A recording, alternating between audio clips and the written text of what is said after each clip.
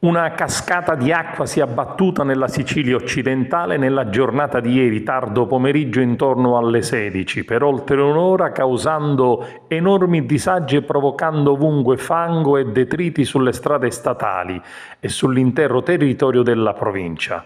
Da Porto Empedocle a Ribera, a Naro, ad Agrigento e in altri comuni della provincia, la pioggia caduta in maniera impressionante ha creato disagi ai cittadini, alle famiglie e agli agricoltori messi già in ginocchio dalle precedenti precipitazioni. Alla pioggia si è aggiunta la grandine, il vento con tuoni e lampi fortissimi creando panico tra la popolazione. Tanti cittadini che hanno filmato con i loro smartphone la terribile scena davanti ai loro occhi, chi era a casa e chi era in auto, pubblicando sui social immagini e video del temporale di ieri. Traffico veicolare impazzito, strade bloccate dal fango e detriti, alberi caduti e piogge ovunque hanno fatto da cornice ad una giornata pomeridiana da dimenticare. La pioggia caduta ha allagato molte strade dei centri storici come a Porto Empedocle, le località marinare come a San Leone sono state riempite d'acqua causando problemi alle auto rimaste intrappolate. Una situazione davvero allarmante ovunque causata da una pessima manutenzione delle strade da parte dei comuni interessati, come accaduto nel quartiere balneare di San Leone o al villaggio Mosè a Favara completamente sott'acqua.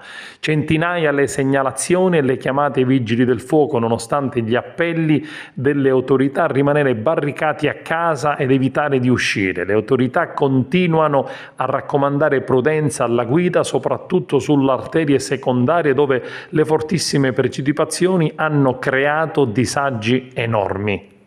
Il temporale di ieri ha scatenato grandine e ghiaccio su molti comuni della provincia. Le immagini ricevute da Ribera mostrano l'enorme cascata d'acqua arrivata nella cittadina riberese Città delle Arance, causando danni irreparabili alla economia locale. Chicchi di ghiaccio hanno causato e provocato disagi al traffico ed alla popolazione.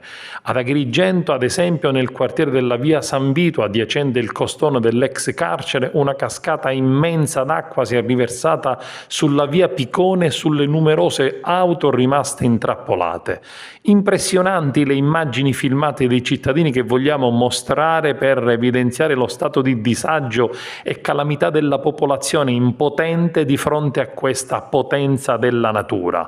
Nessuno ricorda delle piogge così intense da almeno 30 anni nei nostri territori ed è difficile spiegare le ragioni che hanno ormai scardinato il clima nel mondo, invertendo le stagioni e causando nubifragi e temporali mai visti.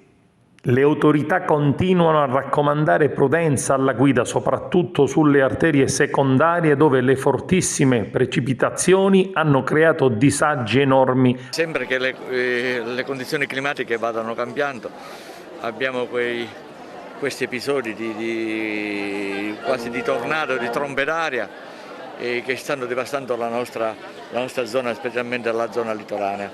Abbiamo avuto degli allegamenti e devo dire che i nostri operatori della protezione civile del comune, ma anche con l'associazione di volontariato e tutti gli altri che ieri si sono prodigati hanno operato in maniera importante, doviziosa, sempre presenti e hanno aiutato tutti coloro che si sono trovati in difficoltà.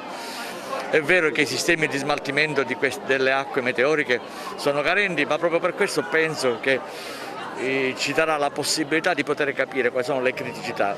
Anticipo che già abbiamo segnalato alla protezione civile regionale questa calamità, abbiamo segnalato le criticità del nostro territorio, quindi aspettiamo un momento all'altro i finanziamenti perché voglio scongiurare una volta per tutte, naturalmente si parla della prossima stagione invernale, quello che sta succedendo in questi giorni.